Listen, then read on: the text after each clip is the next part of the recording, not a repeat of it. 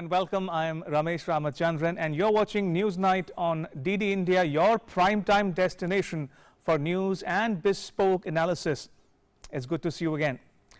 Right, on the show tonight, India and the US revive trade talks after a gap of 4 years. Now, what's in it for Indian industry? We find out. Plus news and updates from India and the world, all that and much more coming up over the next 1 hour. But first, as always, the headlines. The United States and India revive their trade policy forum after a gap of 4 years, agree to reactivate working groups on agriculture, non-agriculture goods, services, investment and intellectual property.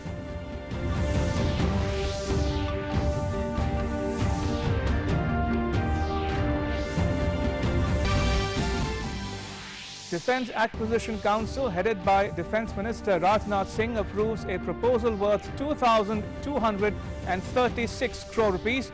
Indian Air Force to procure GSAT-7C satellite and ground hubs for real-time connectivity of software-defined radios. From design and development to launch, the satellite is to be completely made in India. Ukraine's Navy receives 2 former US Coast Guard patrol boats. The Kremlin says the act would further fuel tensions. Germany describes reported Russian troop movements near the Ukraine border as extremely worrying.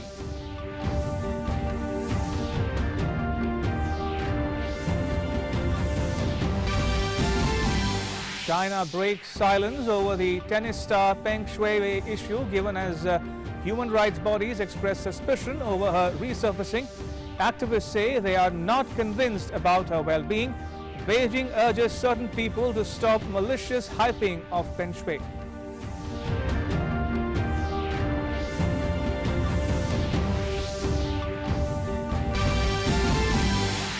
President Ramnath Kovind presents Gallantry Awards and Distinguished Service Decorations for the year 2021 to 113 heroes.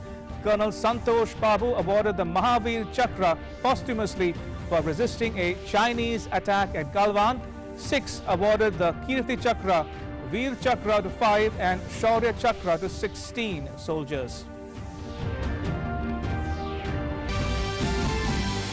Manish Tiwari of the Congress slams his own party for not acting against Pakistan after the 2008 Mumbai terror attacks.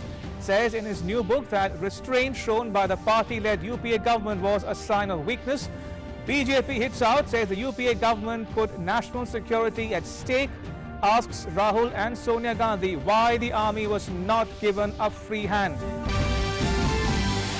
BJP urges Home Minister Amit Shah to probe the killing of an RSS worker in Kerala's Palakkad district, accuses the Popular Front of India of having a hand in the killing, alleges a nexus between the Chief Minister Pinarayi Vijayan-led Kerala government and the PFI.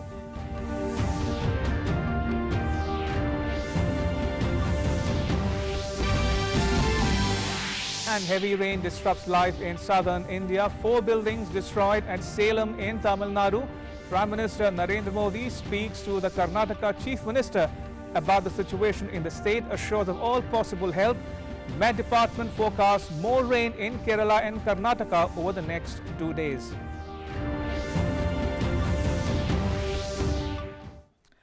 Right, let me dive straight into our cover story. The United States and India on Tuesday revived their trade policy forum after a gap of 4 full years.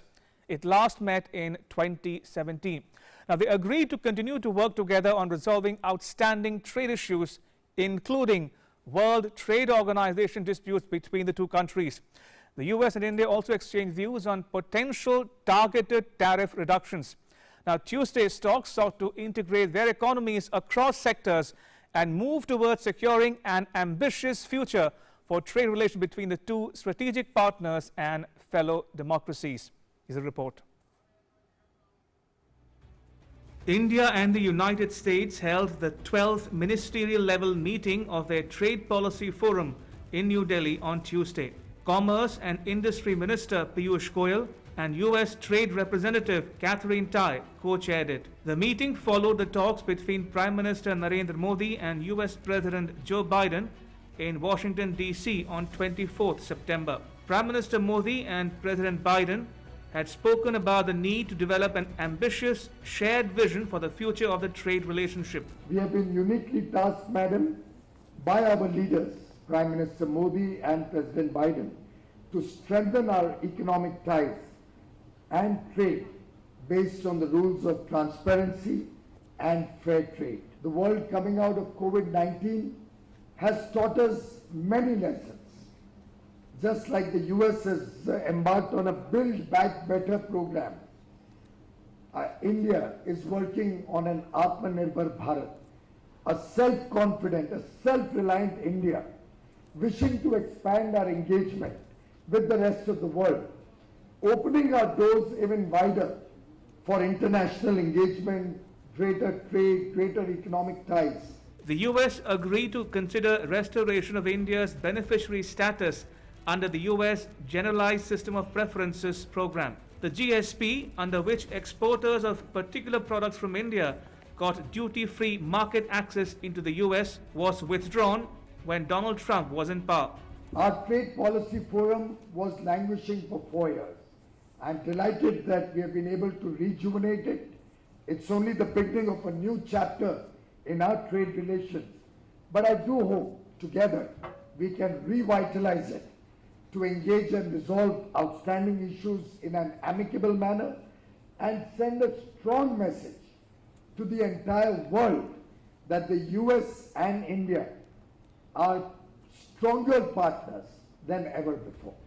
A joint statement issued towards the end of the talk said India and the US agreed to reactivate the working groups on agriculture, non-agriculture goods, services, investment and intellectual property, continue working to expand bilateral trade in agriculture and food products, adopt an agreement to finalize work on market access facilitation for mangoes and pomegranate arils from India, and cherries and alfalfa hay for animal feed from the US, and work to complete India's request for table grapes access to the US, while India agreed to work to finalize a mutually agreed export certificate to allow import of US pork and pork products. The trade relationship between our two countries is a top priority, both for President Biden and for me. That's why it was important for me to come to India and relaunch the Trade Policy Forum on my first trip to Asia. There is a huge potential for growth between our two economies in areas like the digital economy, services, health-related trade, and yes, even agriculture. I believe that a revived TPF can help our trade relationship keep pace with other important aspects of the US-India partnership. The US and India also decided to talk about visa issues and movement of skilled workers. The US also agreed to continue discussions on a social security totalization agreement. Bureau Report, DD India. Right, let me pull up some more graphics for you so that you have a better understanding of the issues at hand, beginning with what is the US-India Trade Policy Forum all about? Well, it's a cabinet-level bilateral trade dialogue. It's headed by on the Indian side by Commerce Minister Piyush Goyal, and on the US side by its trade representative Catherine Tai. Now, it comprises 4 or 5 working groups in agriculture, intellectual property rights, manufacturing services and trade in goods. Next up, let me pull up some numbers for you. Now, these are 2019 figures on India-US trade. Now, the goods and services total volume was 146.1 billion in 2019. Next up is the Indian services exports to the US, which was $29.7 billion. Moving on to the other number, that's 2.6 billion Indian agricultural exports to the US. And US FDI in India was $45.9 billion in 2019. And the Indian FDI in the US was to the tune of $5 billion. And finally, a comparison. Now, India is the United States' 9th largest goods trading partner. And in 2019, the top export categories from India to the US were diamonds, pharmaceuticals, machinery, fuels and mineral fuels, and organic chemicals. Right, that was the gist of where things stand insofar as India and the US go. Time now for our In Focus segment, in which we are discussing about India-US-I stronger trade relationship. And joining me are two very special guests, Ambassador Meera Shankar and Professor Sriram Cholia. Ambassador Shankar is a former Indian envoy to the US, and Professor Cholia is a Dean, Jindal School of International Affairs. Welcome to both my guests. If I can start with you, Ambassador Shankar. Now, the joint statement covered a lot of ground: market access and tariffs and investment and so on and so forth. But with the benefit of hindsight, do you think we are any closer to signing either a limited trade deal or a full trade deal going forward? Well, I think this is the first step that the Biden administration has made. Right.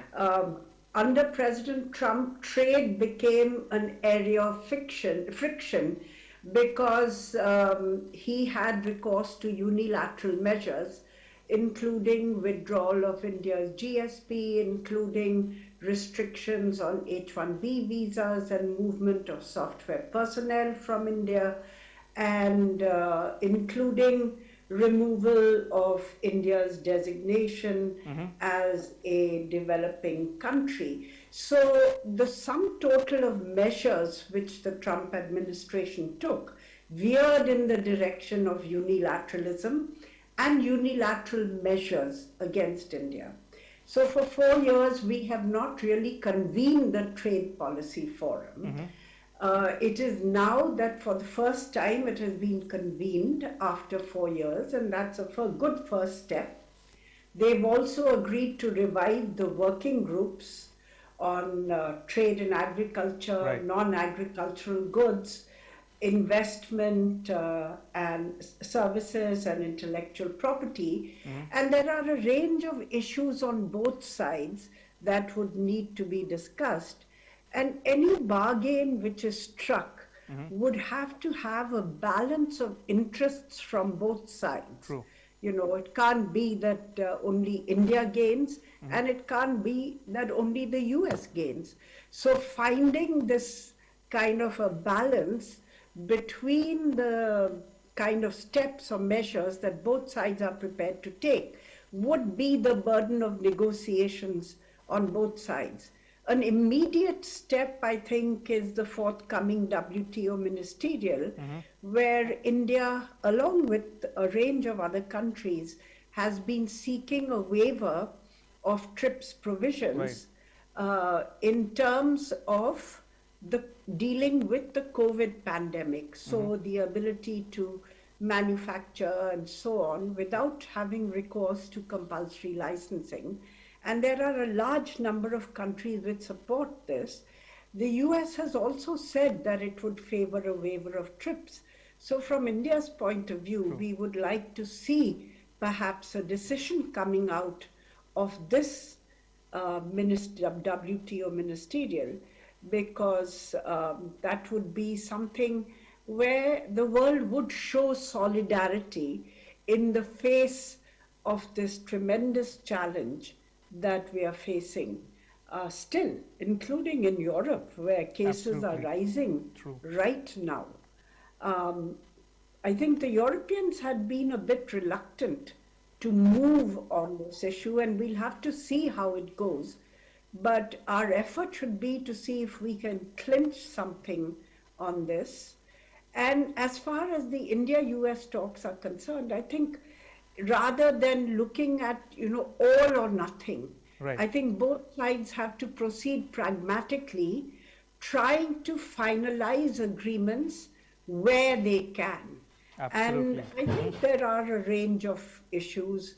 There are some agricultural products. The US is seeking duty concessions and market access for. There are a range of agricultural products we are seeking market access for, and better phytosanitary conditions for their entry.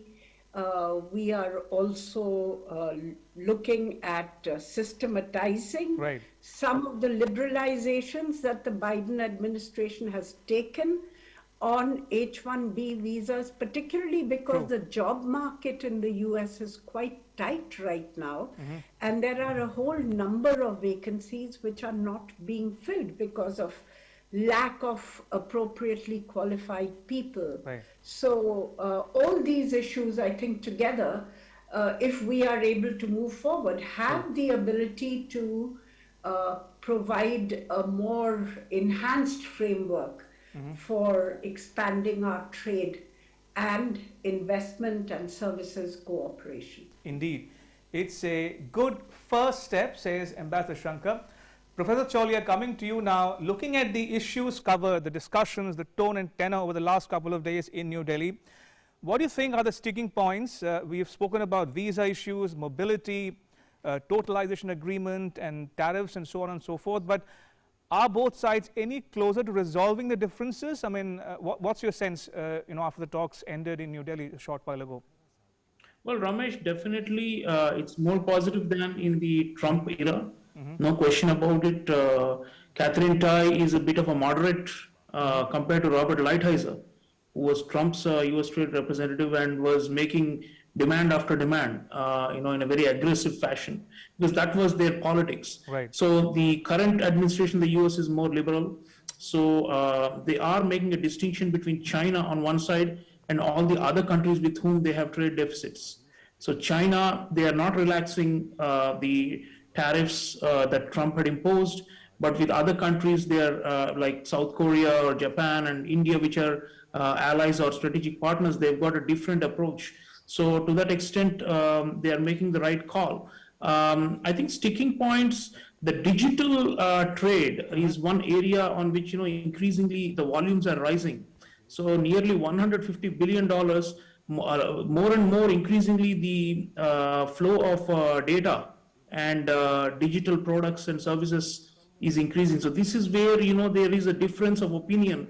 The Americans, who are backed by their big tech companies, they want very limited or no restrictions on their ability to store data in India, take data out of the country, and also on customs on digital goods that are crisscrossing both sides.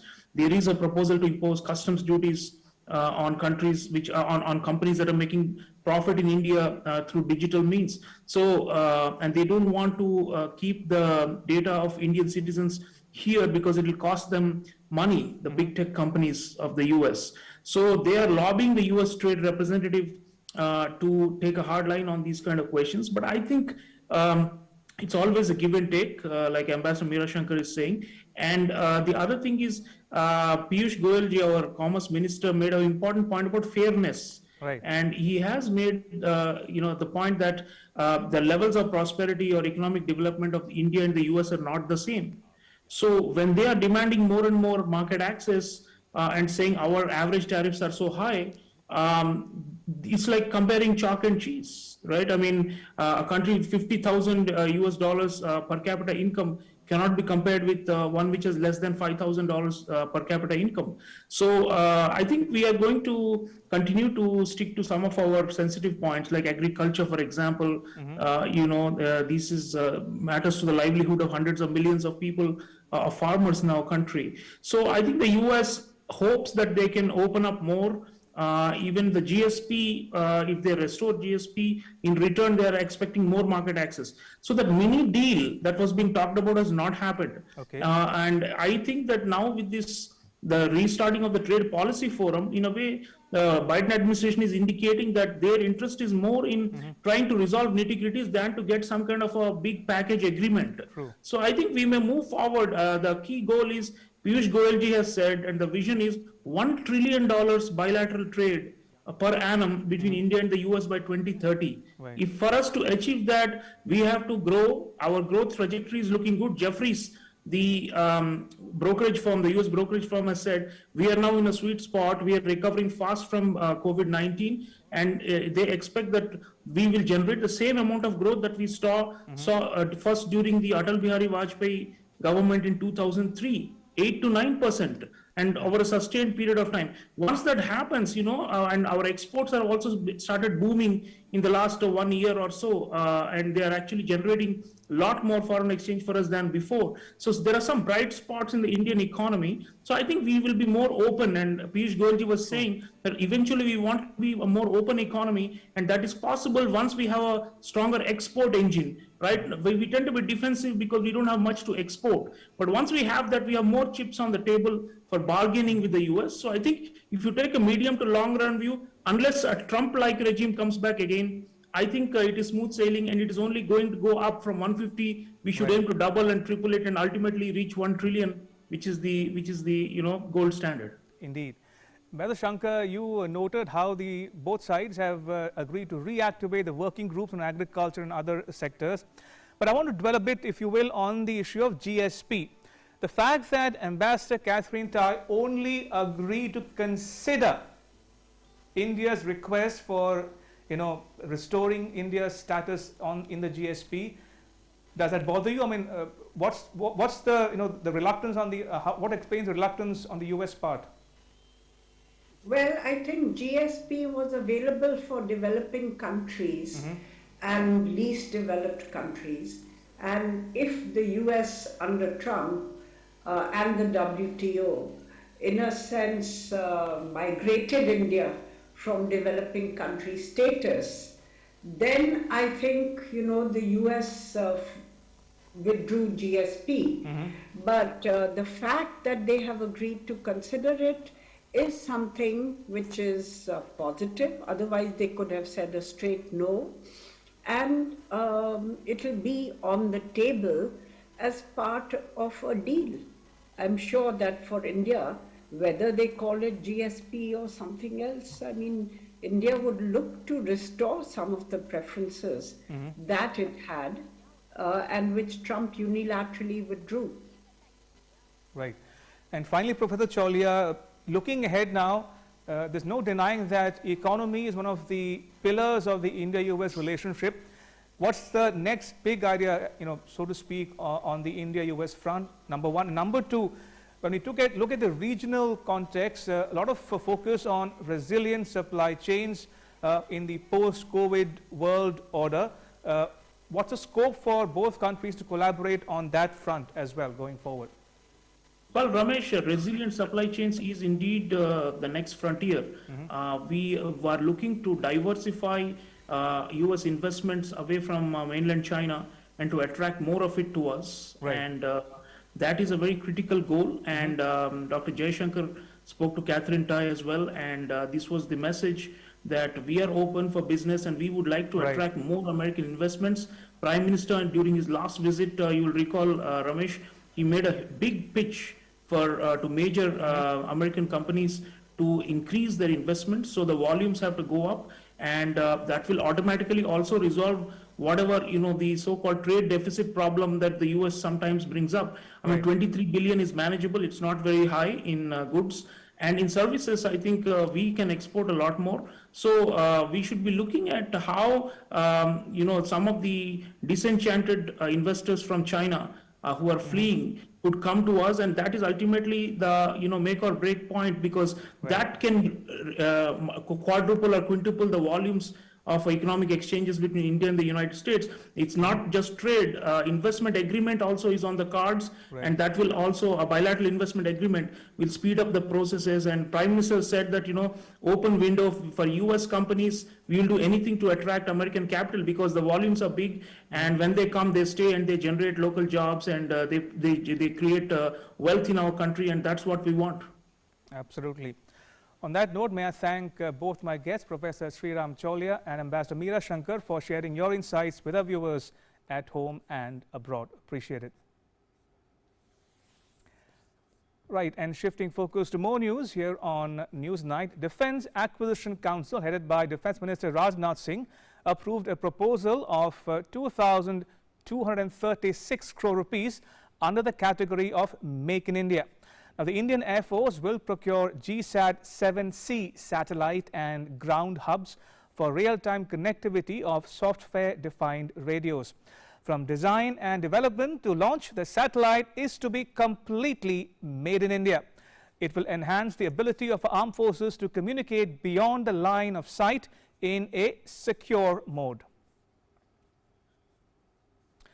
Moving on, Ukraine's Navy received 2 former U.S. Coast Guard refitted patrol boats to bolster its defenses. Now, reacting to this, the Kremlin said any such act could further fuel tensions. Meanwhile, Germany described reported Russian troop movements near the Ukraine border as quote-unquote extremely worrying. Heightening tensions between Ukraine and Russia over border conflict. Even as the situation nears the brink, the Ukrainian Navy received 2 former U.S. Coast Guard patrol boats. The refitted former U.S. Coast Guard patrol boats are intended to bolster the Ukrainian Navy and have arrived at the Black Sea port of Odessa. The Kremlin on Tuesday had said that any decision by the United States to send military advisors and more hardware to Ukraine would further fuel tensions. Shells raining down, smoke rising in the skies, roaring fighter jets, soldiers parachuting down. No, this is not a war. It is a war exercise conducted by the Russian army on the Ukrainian border, and the Ukrainian considers it as a sign of war. With this, a warning has been sounded. Adding fuel to fire is a top Ukrainian general claiming that Russia has deployed 92,000 troops near the Ukrainian border and that Vladimir Putin is preparing to attack by the end of January. The Ukrainian general said that Russia is preparing to attack Belarus in the north, rebel territory in the east, and Crimea along the northern coast of the Black Sea. The Chief of Defense Intelligence of Ukraine, Brigadier General Kyrilo Budanov, said that 35 soldiers parachuted out at a single point of time in a recent military exercise conducted by Putin's army in conjunction with the Belarusian army. Recent reports on Russian troop movements near the border with Ukraine are extremely worrying. These incidents show that the ball to solve current contrasts is in Moscow's court. The European Union will continue to speak in one voice. I am certain of that. Reacting to the current Ukraine-Russia border, Germany has expressed deep concerns. Russia has rejected the claims by Ukraine and fears expressed by Germany. Russia said it has equipped Ukraine with weapons on a large scale and is only reinforcing its troops deputed on its side of the border. Russia has no aggressive plans. It's not correct to say the opposite, and it is not correct to link any Russian armed forces maneuvers on our territory with such plans. It is not so. However, we are seriously concerned by Ukraine's actions on the line of contact in eastern Ukraine and the possibility of a Ukrainian decision to use force there in an attempt to solve the Donbas problem by force. Meanwhile, Ukraine's new defense minister, Oleksiy Reznikov, on his visit to Washington said that Putin was playing chess with the West, but it was not yet clear on what his intention was. Newsnight Desk, DD India. And shifting focus from Europe to the Indo-Pacific now, China says fears and concerns over tennis star Peng Shuai are being maliciously hyped up and politicized amid global concerns over her well-being. The player recently accused a senior Chinese leader of sexual abuse. Now, Beijing's remarks come in the backdrop of mounting international concerns over China's accountability with respect to the tennis player's welfare and safety. A riled up China giving the most direct response on the issue of tennis star Peng Shuai, whose well-being has been taken up by foreign governments and organizations. On Tuesday, the Foreign Ministry spokesperson Zhao Lijian said that certain people should stop the malicious hyping and politicization of the issue. The response came after human rights groups and sporting authorities continued to raise concerns about Peng's welfare and whether authorities will act on her allegations. Peng, the 35-year-old former doubles world number 1, disappeared from public view after she posted a message on Weibo, China's Twitter-like social media platform, alleging that China's former vice premier, Zhang Gaoli, one of China's most powerful politicians, had sexually assaulted her. The post was immediately deleted, and Peng's accounts were removed from the Chinese social networks, and the athlete stopped communicating, raising concerns for her safety. Over the weekend, she reappeared, holding a video call with International Olympic Committee President Thomas Bach on Sunday. Peng Shuai was also seen at a tennis tournament in Beijing over the weekend. Human rights watchdog Amnesty International has warned that the IOC needs to protect itself against potential whitewashing of human rights violations after it spoke to the Chinese tennis player. The International Olympics Committee is entering dangerous waters. They should be extremely careful not to participate in any whitewash of possible human rights violations. In the past, we have seen various similar cases where people had no option but to say what they had been told to. The call between the IOC and Peng Shuai is hardly convincing that Peng Shuai has full and genuine freedom of expression, liberty, security, and movement. Until now, China repeatedly brushed off questions about Peng Shuai's whereabouts and welfare, saying these are not diplomatic issues. Newsnight Desk, DD India. And closer home, India and Nepal have reciprocally recognized each other's vaccination certificate to ease travel between them. An MOU in this regard was signed by Indian Ambassador to Nepal, Vinay Mohan Quatra, and Nepal's Secretary of the Ministry of Health and Population, Dr. Roshan Pokhrel, in Kathmandu on Tuesday. The Indian Embassy described the MOU as a significant step in easing travel for fully vaccinated travelers of both countries. It marks another milestone in robust COVID-19 related cooperation and coordination between India and Nepal. And Secretary East in the MEA, Riva Ganguly Das, on Tuesday said India is deeply committed to strengthening the East Asia Summit as an ASEAN-led organization and continues to contribute positively to the EAS goals, including maritime security cooperation. Addressing the 5th EAS conference on maritime security cooperation in Kolkata, she said that India envisages a free, open and inclusive rules-based Indo-Pacific with respect for sovereignty and territorial integrity of all nations in the region, peaceful resolution of disputes, avoidance of use of threat of force, and adherence to international laws, rules and regulations. Moving on, Maldives Defence Minister Maria Ahmed Didi landed in Kochi on Tuesday on a 6-day visit to India. The aim is to boost ties between the two countries. She was received by Rear Admiral T.V.N. Prasanna at the Southern Naval Command Airport in Kochi. The Maldivian minister's visit is significant as the island nation is a vital cog in the geopolitics of the Indian Ocean. For its part, India aims to strengthen its defense relations with the Maldives, especially cooperation against seaborne terror attacks. And President Ramnath Kovind presented gallantry awards and distinguished service decorations for the year 2021 on Tuesday. Colonel Santosh Babu was awarded the Mahavir Chakra posthumously for resisting a Chinese attack at Galwan Valley in Ladakh. The Mahavir Chakra is India's second highest military decoration after the Paramvir Chakra. President Ramnath Kovind presented gallantry awards and distinguished service decorations for the year 2021 at the defense investiture ceremony held at the Rashtrapati Bhavan on Tuesday.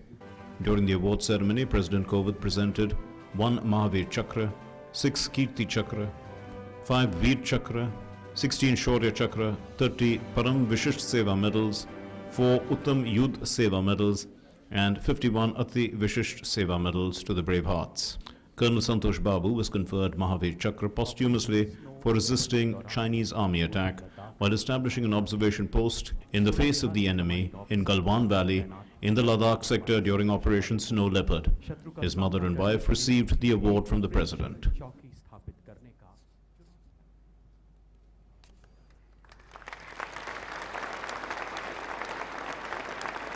Subedar Sanjeev Kumar for Para Special Forces was accorded the Kirti Chakra posthumously for an operation in Keran sector in Jammu and Kashmir in which he killed 1 terrorist and injured 2 others.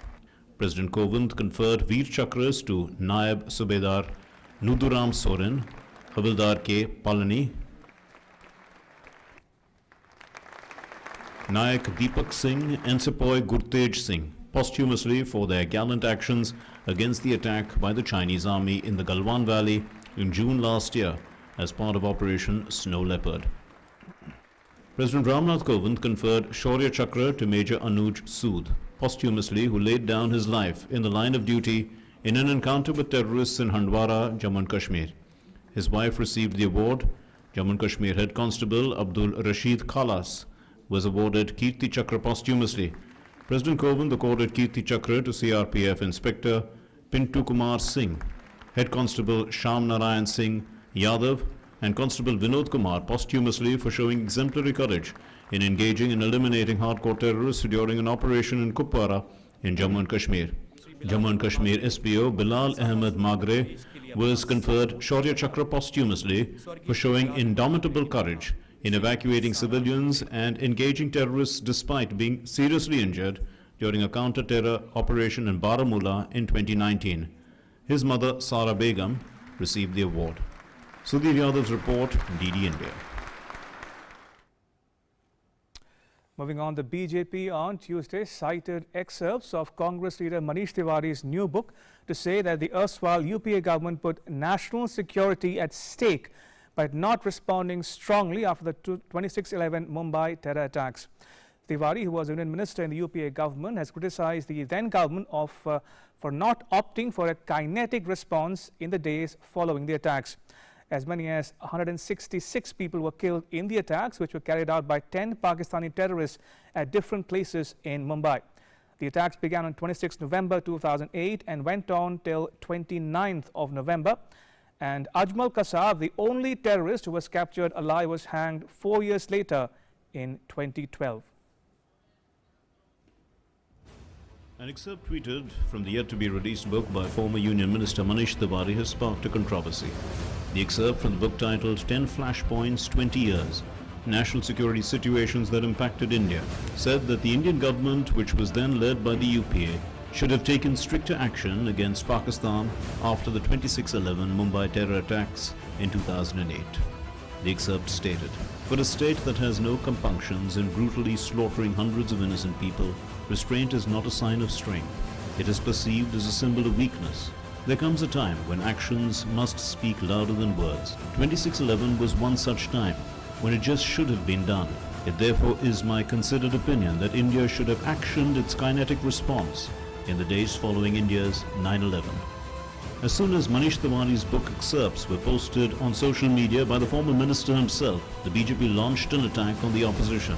Party spokesperson Gaurav Bhatia questioned the intention of the then UPA government and said that at that time the army was ready to answer, but the permission was not granted to the army to take necessary action. राष्ट्र सुरक्षा जैसे मुद्दे पर भारत की अखंडता की भी उनको चिंता नहीं थी। हर भारतीय ये बात कहता था, देश ये बात जानता था, बीजेपी भी यही बात कह रही थी। आज कांग्रेस शासन में पूर्व केंद्र मंत्री मनीष तिवारी जी ने स्वीकारा है, कबूल लिया है कि उनकी सरकार ने राष्ट्र सुरक्षा को दांव पर लगा दिया। सोनिया गांधी जी, हमारा प्रश्न है आपसे, ये अनुमति और खुली छूट भारत की वीर सेना को क्यों नहीं दी गई? Speaking on the matter, BJP government reiterated that the Modi government has a zero-tolerance policy against terrorism. ये सच्चाई है कि 26/11 के हमले के बाद मनमोहन सिंह जी, सोनिया गांधी जी को जो कदम उठाने चाहिए थे, शायद उनमें ताकत नहीं थी, हिम्मत नहीं थी या इच्छा शक्ति नहीं थी, लेकिन मोदी सरकार में अलग देखने को मिला।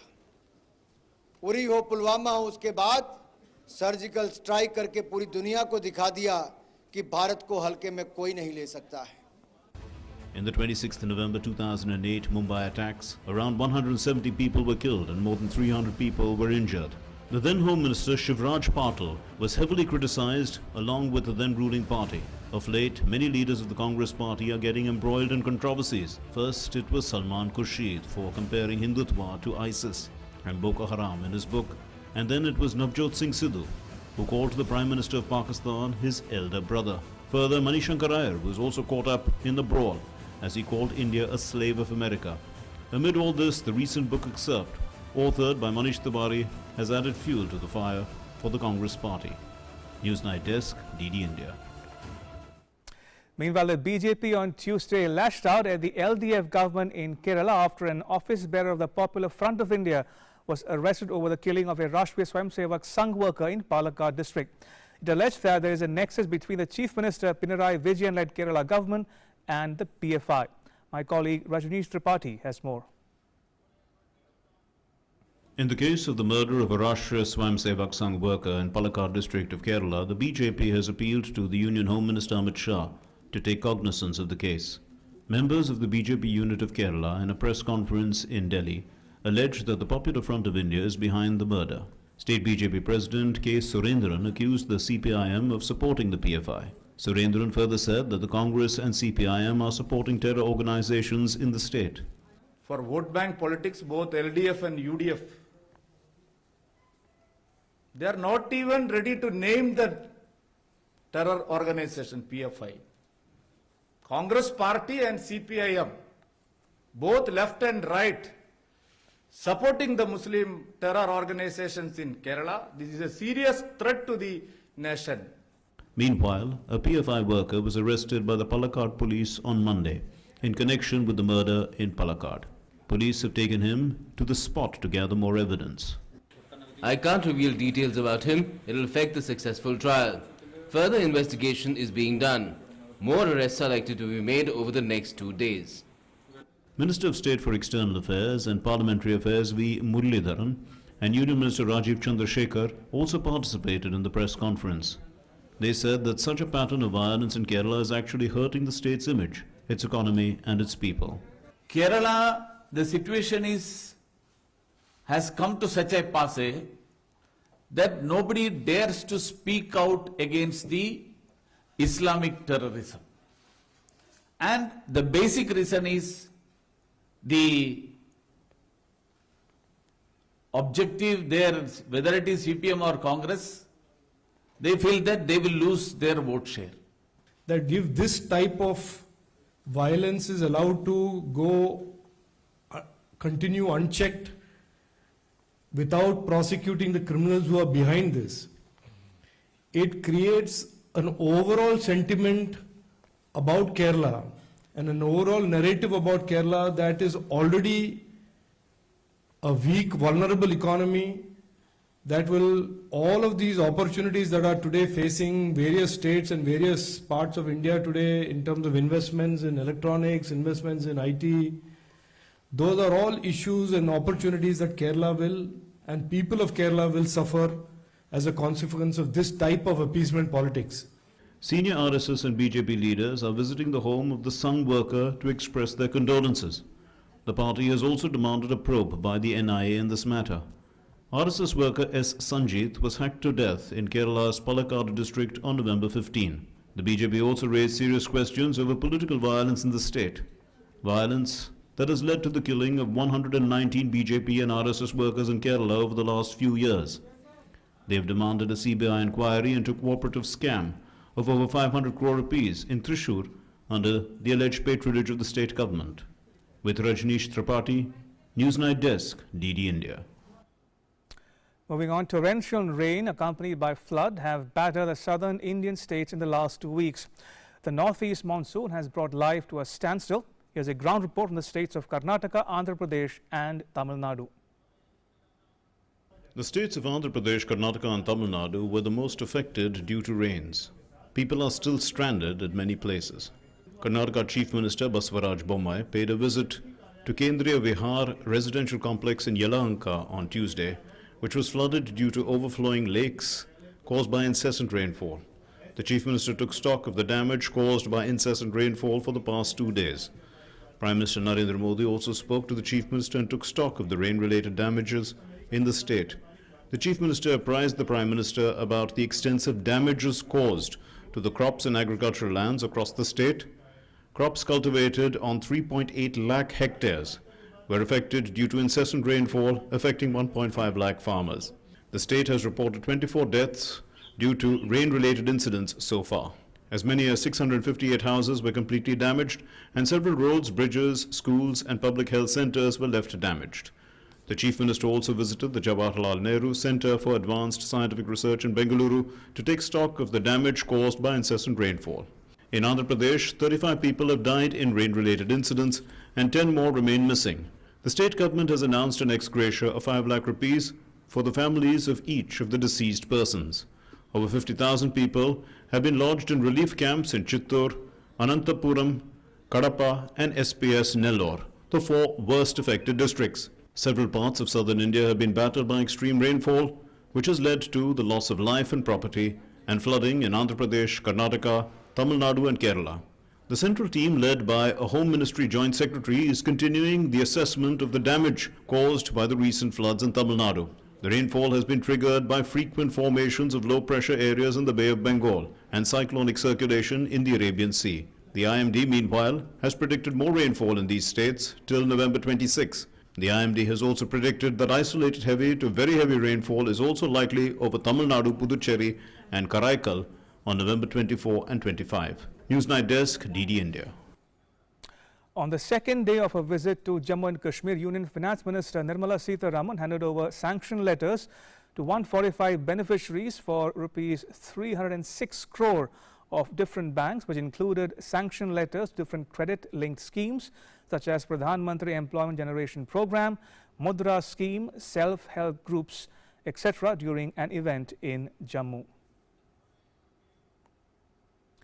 The Finance Minister also announced a number of new schemes and initiatives for Jammu and Kashmir, which included launch of Tejaswini and Hausla schemes of J&K Bank, Shikhar and Shikara schemes of Punjab National Bank, and SIDBI Cluster Development Fund for rupees 200 crore. Finance Minister Nirmala Sitharaman lauded Jammu and Kashmir Lieutenant Governor Manoj Sinha for shaping the development of the Union Territory in a speedy, efficient and transparent manner. I think in the last 2 years, the work that has happened is absolutely, I'm using consciously the word, stunning. The government procurement, government recruitment, government spending of its resources, taxation or deployment of resources, whatever be, they are now available online 24/7. And they are transparent processes. Moving on, India will celebrate Constitution Day on 26 November. President Ramnath Kovind will preside over the event in New Delhi. Union Minister Prahlad Joshi said on Tuesday that the main event will also be attended by Vice President Venkaiah Naidu, Prime Minister Narendra Modi and Lok Sabha Speaker Om Birla. We are the most successful world's largest democracy because of our constitution. To make this to understand to the present generation, these 2 programs, one is reading of the preamble and another one is about the online quiz. If they can daily see what is the happening and what are the questions they have come, and if they try to understand that, the entire constitution's basic principle of the constitution, every citizen can understand.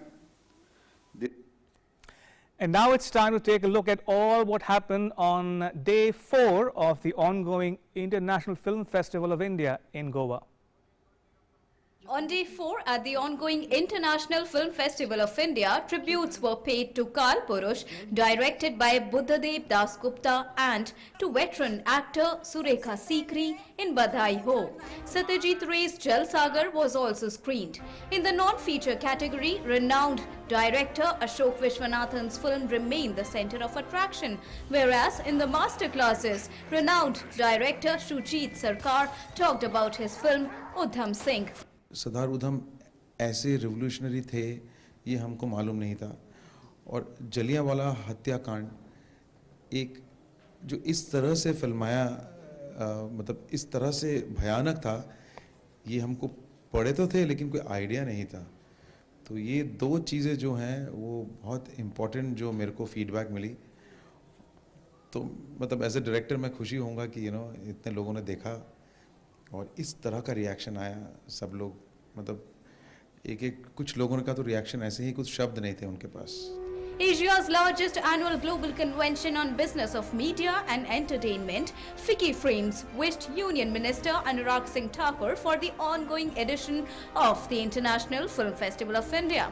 The tweet said, FICCI congratulates Honorable Minister Anurag Singh Thakur for the ongoing 52nd International Film Festival of India #IFFI52, a unique platform that has brought the best of world and Indian cinema to go on shows. The 52nd edition of IFFI is being organized in a hybrid manner. While the offline mode is witnessing a great footfall, viewers and cinema lovers who are not being able to make it to Goa are enjoying the experience via IFFI's online mode that is creating new records in itself. Rukma Datta's report from Panaji for DD India. And with that, it's a wrap. But news continues here on DD India. You can catch all the latest updates on our social media, mobile and digital platforms. Thanks for watching. Bye-bye.